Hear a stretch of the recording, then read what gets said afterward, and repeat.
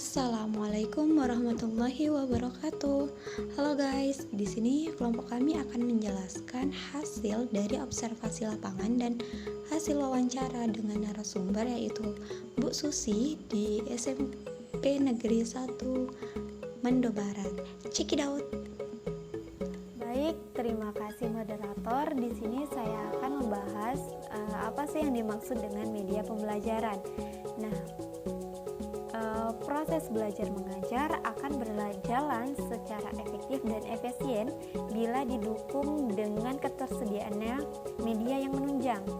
Penyediaan media serta metodologi pendidikan yang dinamis, kondusif, serta dialogis sangat diperlukan bagi pengembangan potensi peserta didik secara optimal. Nah, hal ini disebabkan karena potensi peserta didik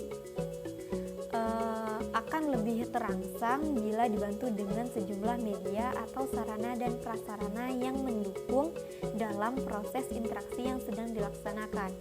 Nah, media dalam pandangan pendidikan merupakan instrumen yang sangat strategis dalam ikut menentukan keberhasilan proses belajar mengajar. Sebab keberadaan media pembelajaran atau media itu sendiri secara tidak langsung dapat memberikan dinamika tersendiri terhadap peserta didik.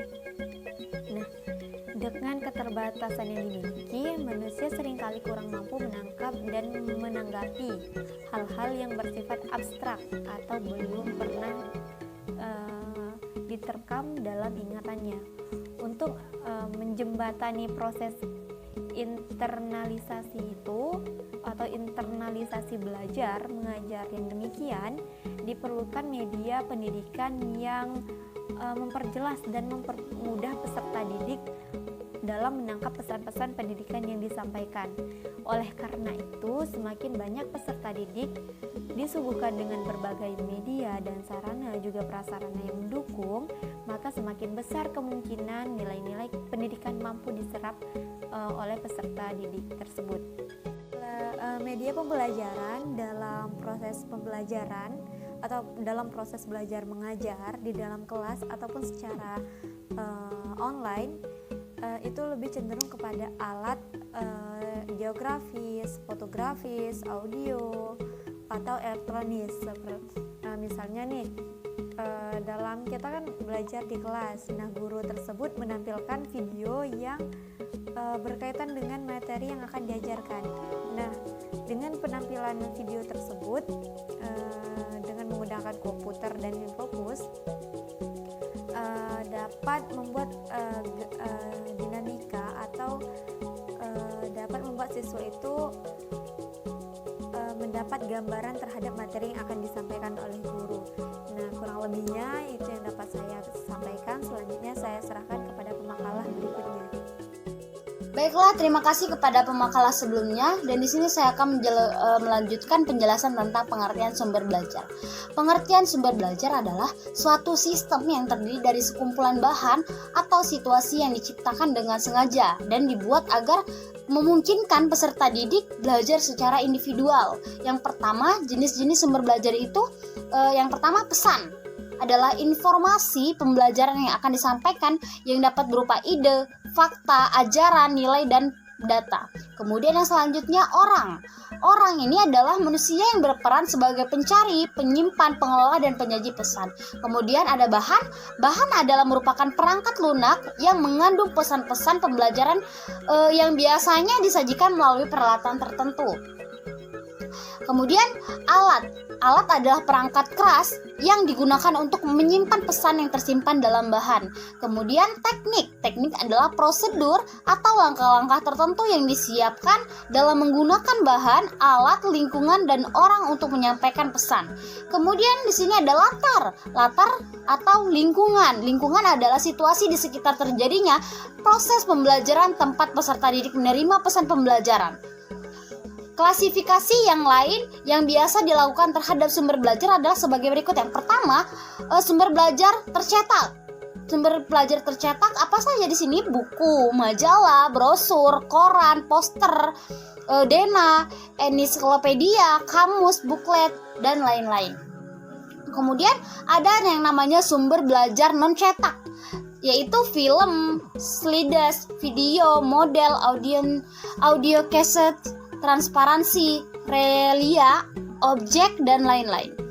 Dan ada pula di sini sumber belajar yang berbentuk fasilitas seperti perpustakaan, ruangan belajar, korel, studio lapangan, olahraga, dan lain-lain. Kemudian sumber belajar yang merupakan kegiatan seperti wawancara, kerja kelompok, observasi, simulasi, permainan, dan lain-lain. Dan ada juga di sini sumber belajar berupa lingkungan di masyarakat, misalnya taman, terminal, toko, pabrik, pasar, museum, dan lain-lain. Nah, berdasarkan wawancara kami di SMPN 1 Mendo Barat, sekolah tersebut menggunakan sumber belajar tercetak, yaitu buku paket yang berkiblat ke Dinas Pendidikan, dan juga kitab suci Al-Quran, dan juga media non-cetak yang berupa film untuk pengenalan sejarah-sejarah Islam. Baiklah, saya akan melanjutkan penjelasan dari Nur Hasanah. Jumlah media dan sumber pembelajaran di SMPN 1 Mendo Barat sudah memenuhi proses pembelajaran karena mereka menggunakan buku paket, buku pendamping Al-Quran, dan buku-buku yang ada di perpustakaan. Baik, untuk selanjutnya saya akan mempresentasikan dari saudari Aneli, yaitu tentang cara mengatasi ataupun memilih media yang tepat dalam pembelajaran khususnya di SMPN 1 Mendo Barat. Yaitu dalam proses belajar mengajar di masa pandemi ini, banyak sekali kendala yang dialami selama pembelajaran berlangsung, sehingga tujuan pembelajaran tidak bisa tercapai secara maksimal. Agar tujuan pembelajaran dapat tercapai dengan baik, maka guru harus mengatasi keadaan-keadaan tersebut. Salah satu caranya dengan menggunakan media pembelajaran yang tepat. Khususnya di sekolah SMPN 1 Mendo Barat, jika terdapat sekolah online ataupun disebut daring, maka para guru akan melaksanakan secara daring dengan menggunakan media yaitu internet ataupun melalui laptop ataupun HP. Media pembelajaran bisa digunakan sebagai alat bantu yang berfungsi melancarkan jalannya kegiatan belajar mengajar agar tujuan pembelajaran tercapai dengan baik. Selain media pembelajaran secara online, adapun 50-50 yang bisa kita sebutkan 50% secara daring dan 50% secara tatap muka. Jikalau di sekolah SMPN 1 Mendo Barat, secara tatap muka mereka menggunakan yang pertama buku dinas ataupun yang bisa dilakukan ataupun yang bisa didampingi dengan buku LKS dan lain sebagainya. Jika tidak terdapat tentang ilmu yang dimaksud ataupun ilmu yang dicari, maka merujuk dengan menggunakan ayat suci Al-Quran ataupun dengan hadis jika terdapat ayat di dalam materi tersebut.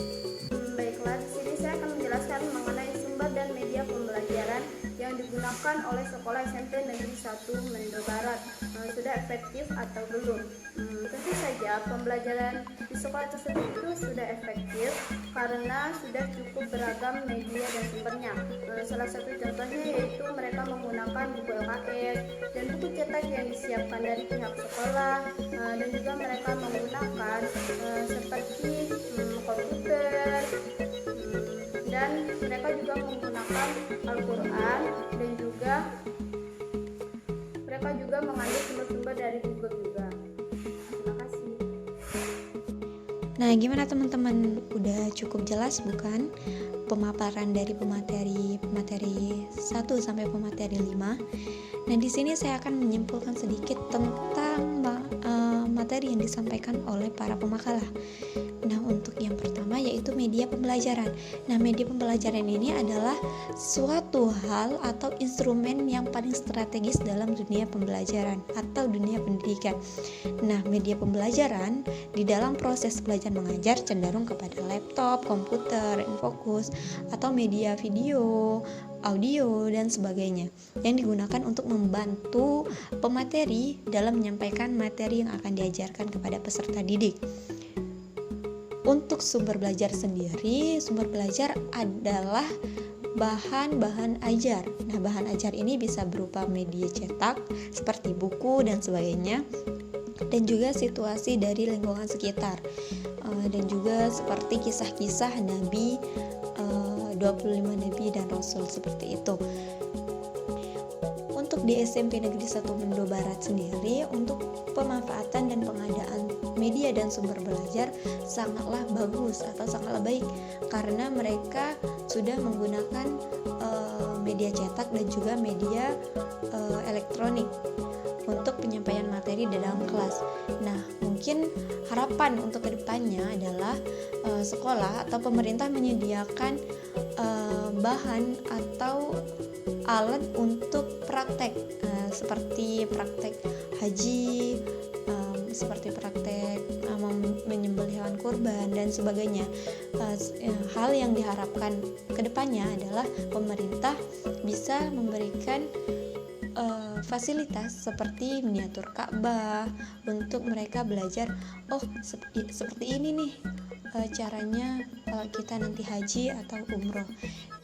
Kami rasa cukup presentasi dari kelompok kami. Wabillahi taufik wal hidayah. Wassalamualaikum warahmatullahi wabarakatuh.